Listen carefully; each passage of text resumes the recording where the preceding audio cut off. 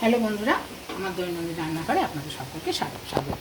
আজকে আমি একটু এই কচুর শাক, দেখুন এই যে এটা তো দেখেছেন কচুর শাক মানে কচুর ডাঁটা আর কি।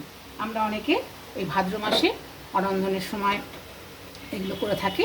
এখন তো বাজারে সবসময় পাওয়া যায়, খেতে খুব ভালো লাগে বলে এটা সংগ্রহ করেছি। আমি বারবার বলছি যে আপনাদের রান্না এটা দেখানোর অর্থ হচ্ছে আপনারা যাতে নিরামিষ খাবারে আসক্ত হন, সেই জন্যই। তাই আজকে আমি এটা করছি, তাই আপনাদের দেখাচ্ছি। কিছুই নয়, আমি একটু এই যে লঙ্কা ফোড়ন দেব আর তেজপাতা ফোড়ন, ঠিক আছে।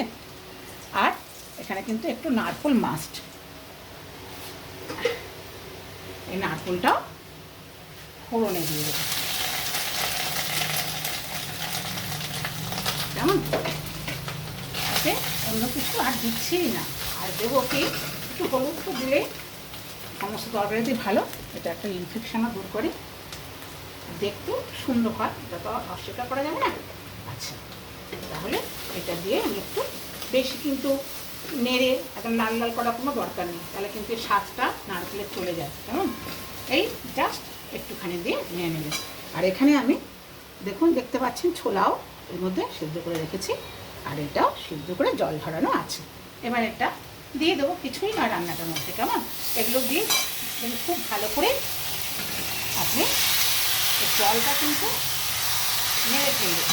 আর আপনি যে কোনো লেবু, সেটা কাগজি লেবুই হোক, পাতি লেবুই হোক, আমি আগে গন্ধরাজ লেবু রেখেছি, এটা আমার কাছে ছিল, তাই আমি গন্ধরাজ লেবুটা ইউজ করছি।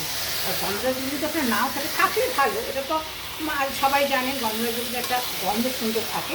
হ্যাঁ, লেবুটা দিলে কী হয়, এতে যদি কোনো রকম ফুটফুটে ভাব থাকেও সেটা নষ্ট হয়ে যায়, তবে এই সাথে সেইভাবে ফুটফুটে কিছু থাকে না। হ্যাঁ, তো একটু এটা ভালো করে কিন্তু জলটা কিন্তু রাখলে চলবে না, জলটা কিন্তু সম্পূর্ণ মেরে ফেলতে হবে। এবার প্রয়োজন মতো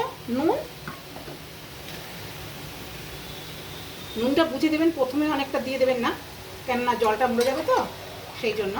হ্যাঁ, একটা প্রয়োজন মতো দেবেন, তাহলে আগে দিতে হবে একটু, এই কারণে সবটার মধ্যে নুনটা ঢুকতে হবে। আর তারপরে এটা কষতে কষতে এটা কমে যাবে।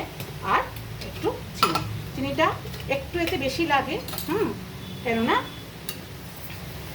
যে জিনিসের যেটা, কেমন।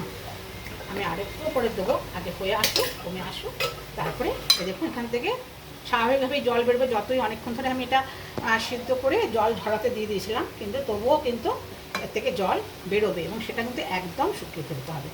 এই যে শুকিয়ে গেলে আমি আবার আপনাদের দেখাবো। এখনই কিন্তু আমি এই আপনার লেবুর রসটা দিয়ে দিচ্ছি। এই দেখুন লেবুর রসটা করে রেখেছি, এই যে লেবুর রসটা দিয়ে দিলাম, কেমন। এটা একসঙ্গে দিয়ে দিচ্ছি এই কারণে, যেটা সব রকম হয়ে ঠিকঠাক হয়ে যাবে। তারপরে পরে আপনি একটু চেখে দেখতেও পারেন, আর না যদি নুন আপনার মনে হয় নুন চিনি একটু কম লাগছে, সেটা দিয়ে দেবেন।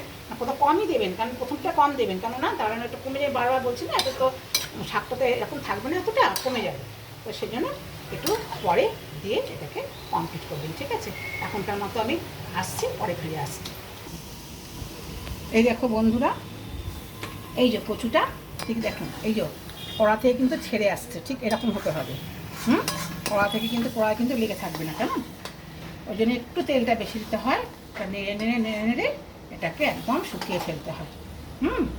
এই দেখুন কড়া থেকে কিন্তু আমার কচুটা ছেড়ে আসছে, ঠিক এরকম কড়াতে কিন্তু একদম লেগে থাকবে না।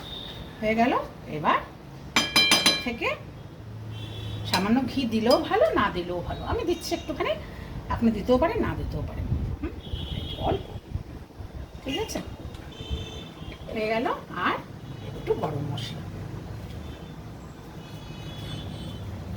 এই যে একটু গরম মশলা, ব্যাস রান্না কমপ্লিট।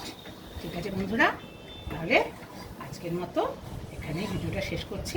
আপনাদের সকলের মঙ্গল কামনা জানিয়ে আবার পরের ভিডিওতে ফিরে আসবো। জয়।